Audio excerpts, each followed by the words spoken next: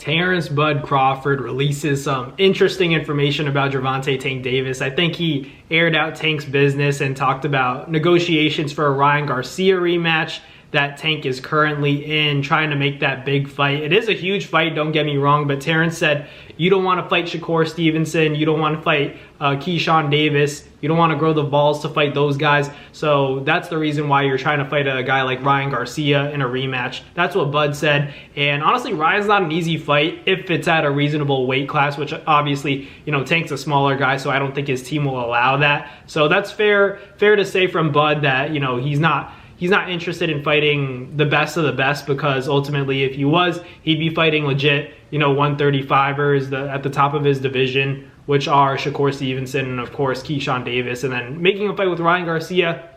I'd love to see it. Honestly, it would depend on the weight, the weight class that fight would be at for me to say, oh, this is a fair fight for Tank, it's not a fair fight for Tank, or Tank has too much of an edge. But that's all to be seen in the future. But ultimately, Bud and Tank just going at it constantly. These guys have had beef for a while, even before Spence and Crawford actually fought. I think when Spence and Gervonta were really close, Tank was really speaking highly of the fact that Spence is going to do this to Crawford and everything like that, calling Terence Crawford not the best fighter, saying that he had a glass chin. And and we saw how that fight turned out. So I guess now Gervonta and Terence Bud Crawford still not the best of friends, that's fair to say. But all that drama stuff aside, I feel like Gervonta taking that Ryan Garcia rematch is a big fight. Don't get me wrong, they did a lot of pay-per-view buys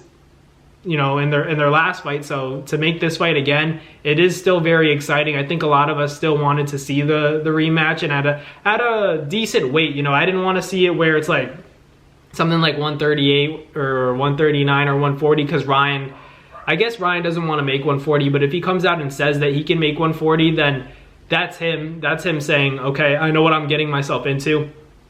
No excuses this time around. I think if Tank still has that same outcome where he dominates Ryan Garcia the same way that he did in the first fight, then we gotta really take away that little star next to Tank's victory for the first fight, because we all talked about the rehydration clause, we talked about the catch weight at 136 pounds. But if Ryan Garcia agrees to a fight at 140, signs a contract and says he can make 140, then it's a legit fight at 140, and there are no excuses on either guy's end. Or if it's higher, if it's a catch weight, 143, 144, whatever the heck they want to do, or even maybe say 147, then that is also a huge fight. But I wouldn't count on it being at 147. It just doesn't sound like it would happen. I think Tank's team is too intelligent for that.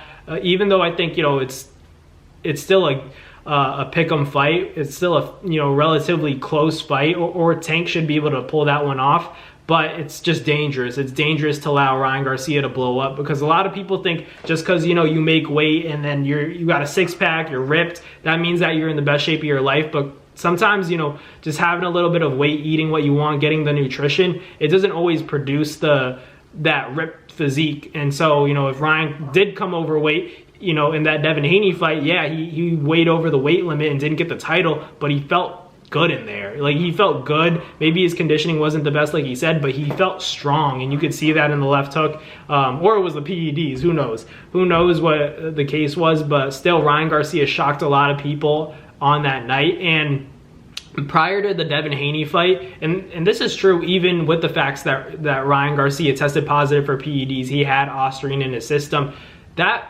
Devin Haney fight changed a lot.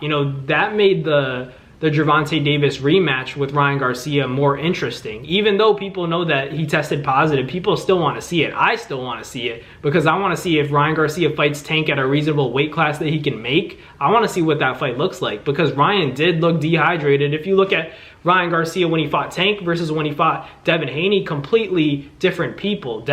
Against Devin, Ryan looked good. He looked like strong and heavy. He looked like the bigger fighter in there, and he was. But ultimately, Devin Haney's no small 140 pounder either, so there's not really a lot of excuses in that department. So let me know in the comments what you guys think. Terence Bud Crawford says that Ryan and Tank may be in negotiations to fight a rematch. But thank you guys for watching, and I'll catch you guys on the next one. Peace.